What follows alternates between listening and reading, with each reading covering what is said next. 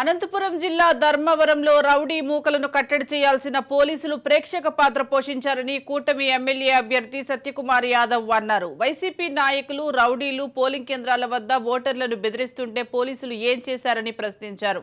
ధర్మవరంలో జరుగుతున్న ఘటనలపై కలెక్టర్ జిల్లా ఎస్పీ దృష్టికి తీసుకువెళ్లామన్నారు.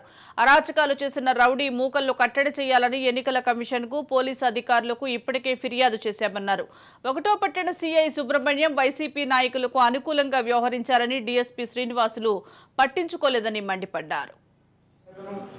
జయరామ్ రెడ్డి అనే అతను, జయచంద్రారెడ్డి అనే అతను, కేశవరెడ్డి అనే అతను, మారుతి అనే అతను, గౌడ్ అనే వినయ్ గౌడ్ అనే అతను, ఇటువంటి రౌడీ మూకలు ఇక్కడ ఇన్నాళ్ళు అరాచకాలు చేసిన రౌడీ మూకలు ఉన్నాయి. ప్రజల్ని ఇబ్బంది పెడతారు, ఓటర్లను భయభ్రాంతులు చేసి ఓటింగ్ రాకుండా చేస్తారనే ఉద్దేశంతో మేము చెప్పడం జరిగింది.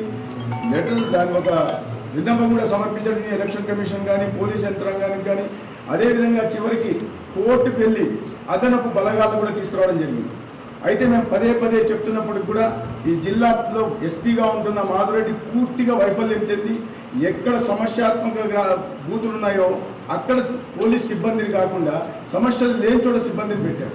ఇప్పుడు సాయంత్రం 6 గంటల తర్వాత మేము ఓటర్లకు అందరికీ ఓటుకు వినియోగించుకో అవకాశం కల్పించాలని మేము కోరుతుంటే అక్కడ ఈ రౌడీ ముక్కలు వెళ్ళి బూతుల్లోకి వెళ్ళి అదేవిధంగా ఈ కేతిరెడ్డి ఎమ్మెల్యే కేతిరెడ్డి కూడా బూతుల్లోకి వెళ్ళి భయభ్రాంతులు చేయడం, ప్రజలు మీరు ఓటేస్తారా లేదా అని బెదిరించే పరిస్థితి ఉంది.